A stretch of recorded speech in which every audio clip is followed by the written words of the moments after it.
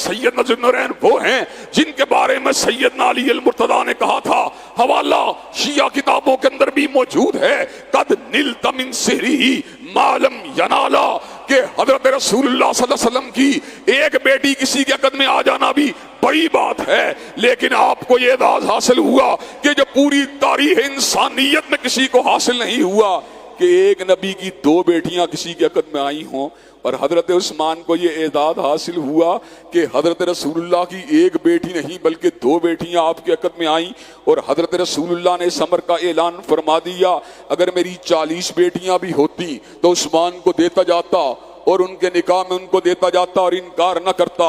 हजरत गिरामी कदर, हम इस बात को समझते हैं कि सैयदना सिद्दीक व फारूक और सैयदना उस्मान जो हैं वो हमारे दिल की धड़कन हैं। सैयदना अली अल मुर्तदा, उनसे हमें प्यार है इसलिए कि आप असदुल्लाहिल गालिब हैं, आप फातिह हैबर हैं, आप कातिल मरहब हैं, आप अल्लाह तबारक व तआला के वली हैं। हजरत गिरामी कदर, आप चौथे अमीरुल मोमिनीन हैं, आप वक़्त के इमाम और वक़्त के लीडर थे।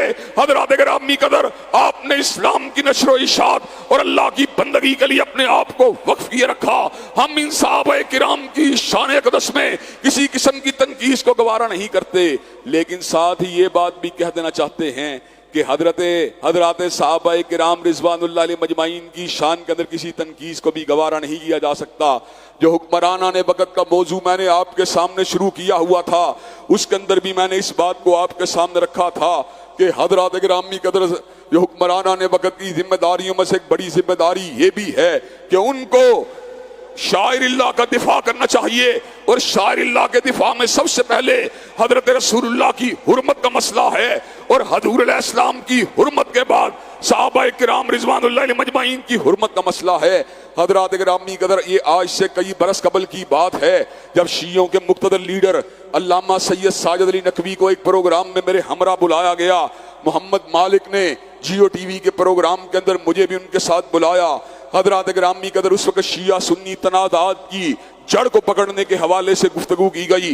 हजरत गिरामी कदर, जब मेरी बारी आई तो मैंने सैयद साजिद अली नकवी साहब के सामने इस बात को रखा कि हमारा और शियों के दरमियान जो इख्तलाफ है, किसी मसले के ऊपर इख्तलाफ का हो जाना कोई बड़ी बात नहीं है। अगर आप तफजील अली की बात करते हैं तो आप दलाइल दे सकते हैं, हम तफजील सिद्दीक व फारूक उस्मान की बात करेंगे, हम भी दलाइल दे सकते हैं। हजरत गिरामी कदर, लेकिन इससे हमारे आपस के दरमियान कोई तनाज़ा पैदा नहीं होता।